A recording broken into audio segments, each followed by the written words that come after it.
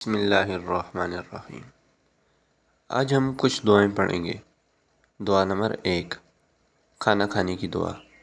کھانا کھانے کی دعا پڑھنے سے پہلے ہم اس کے کچھ آداب پڑھ لیتے ہیں۔ اس سے پہلے قرآن مجید میں اللہ تعالیٰ کا ارشاد ہے، ترجمہ: کھاؤ اور پیو اور حد سے تجاوز نہ کرو۔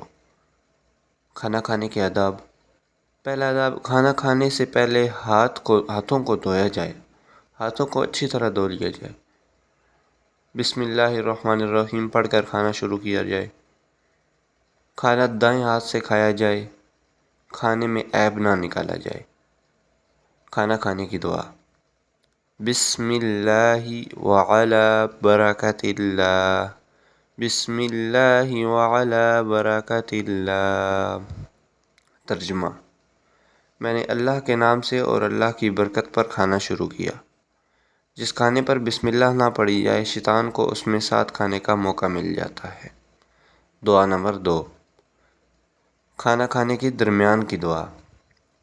حدیث شریف میں آتا ہے کہ جو شخص کھانے کے شروع میں بسم اللہ پڑھنا بھول جائے تو کھانے کے دوران جس وقت یاد آ جائے اس وقت یہ دعا پڑھ لے: بسم اللہ اولہ وآخرہ، بسم اللہ اولہ وآخرہ۔